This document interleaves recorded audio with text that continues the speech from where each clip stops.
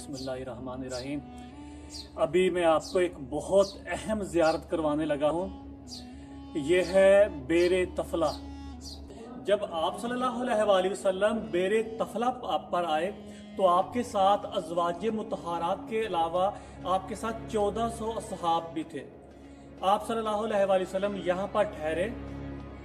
اس کنویں کا جو پانی تھا بالکل خشک تھا، تو آپ صلی اللہ علیہ وآلہ وسلم نے اس کنویں میں اپنا لباب دہن پھینکا۔ ایک ڈول میں آپ نے پانی نکالا، اس پانی میں کلی کر کے اس پانی کو دوبارہ اسی کنویں میں ڈال دیا، تو کنواں جو تھا وہ پانی سے بھر گیا اور اس کا پانی اس ٹائم میٹھا ہو گیا۔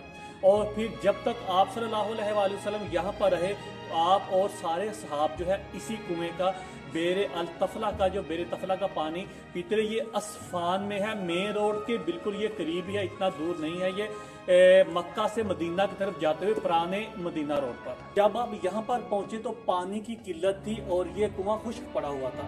آپ صلی اللہ علیہ وآلہ وسلم نے اس کنویں میں سے ڈول سے پانی نکالا، جتنا بھی اس میں سے پانی ملا، یا آپ صلی اللہ علیہ وسلم نے خالی ڈول میں کلی کر کے پانی اس کنویں میں پھینک دیا، تو اس کنویں کا پانی اس میں جاری ہو گیا، اس کنویں میں پانی، اور پانی کافی اوپر آ گیا، جس سے آپ صلی اللہ علیہ وآلہ وسلم، سارے اصحابہ کرام اور جتنے بھی ان کے سواری کے جانور تھے، سب نے اس میں سے پانی پیا۔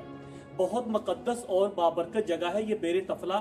بیر طفلہ مکہ مکرمہ سے 55 کلومیٹر شمال میں اور شہر مدینہ سے 345 کلومیٹر جنوب میں شہر اصفہان میں واقع ہے۔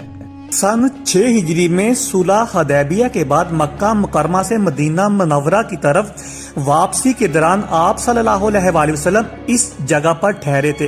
اس کنویں کا پانی خشک تھا، تو آپ صلی اللہ علیہ وآلہ وسلم نے اپنا لعاب دہن اس میں ڈالا، تو اس کنویں کا پانی پھوٹ پڑا جو بہت میٹھا اور شیریں ہو گیا، اور آپ صلی اللہ علیہ وآلہ وسلم کے ساتھ سب صحابہ نے اس کا پانی پیا۔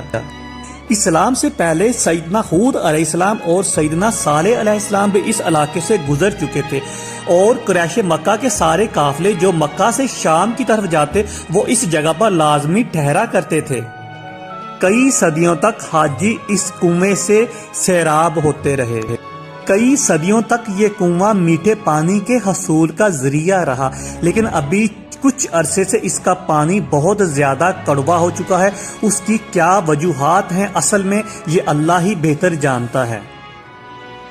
آپ صلی اللہ علیہ وآلہ وسلم کے لعاب دہن کی برکت سے یہ کنواں آج تک جاری و ساری ہے۔ اس کا پانی اس کے بعد پھر کبھی خشک نہیں ہوا، لیکن ابھی کیا وجوہات بنی ہیں اللہ ہی بہتر جانتا ہے۔